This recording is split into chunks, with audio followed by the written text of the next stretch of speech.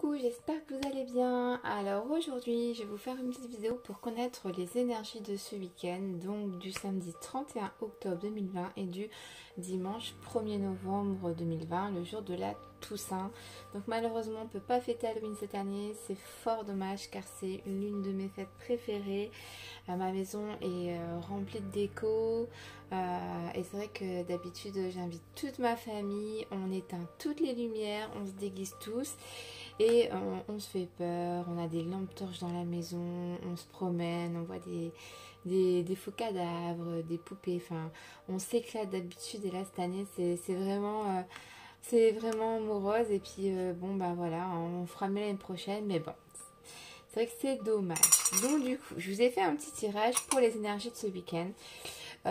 J'ai pas fait 4 paquets, j'en ai fait 2. On va faire simple ce soir. Donc le paquet avec l'araignée et le paquet du coup avec la tête de mort. Je vous laisse choisir un petit peu le paquet que vous allez choisir, enfin qui vous attire le plus pour les énergies de ce week-end pour la Toussaint.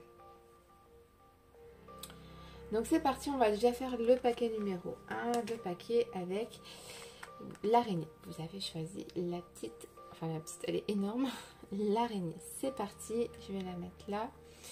Alors, j'ai utilisé pour cela l'oracle de la sorcière noire et des runes. Donc je vous ai fait une petite présentation dessus déjà cette semaine.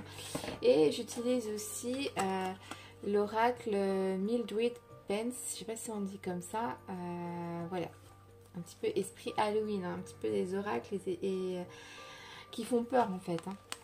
Donc c'est parti, on va regarder déjà les deux cartes principales. C'est parti.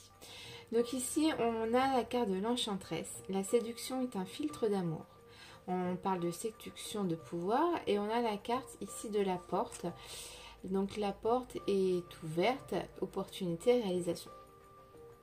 Donc moi je pense que malgré qu'on est dans une période de confinement, qu'on ne peut pas trop sortir tout ça, il y a chez certaines personnes un esprit de séduction. Vous allez avoir des opportunités peut-être amoureuses.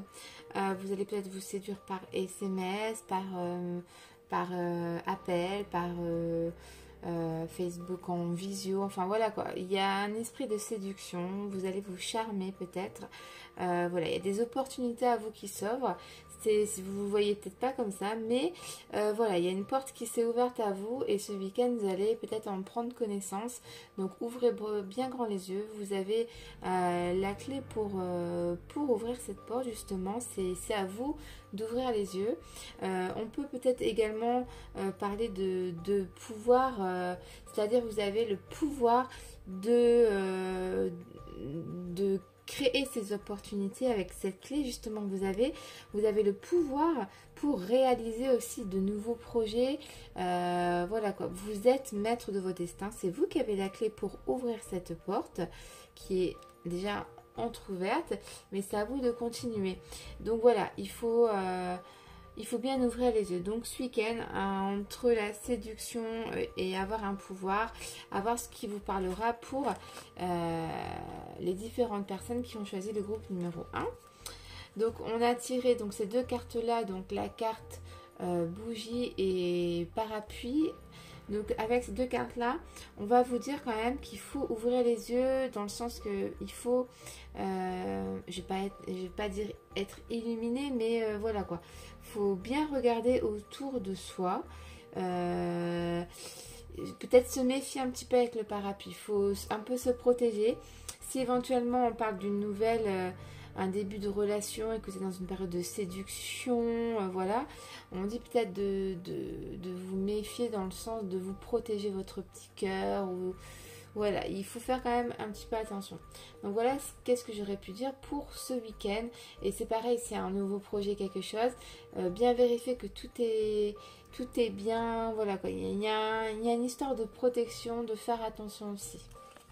Voilà pour le groupe numéro 1, ce que je pouvais dire sur les cartes que j'ai tirées. Ensuite, on va prendre du coup le groupe numéro 2, les personnes qui ont choisi le crâne. Et c'est parti, on va regarder un petit peu.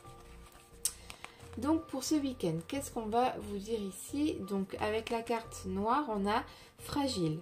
Tout se brise en un souffle. on a incertitude.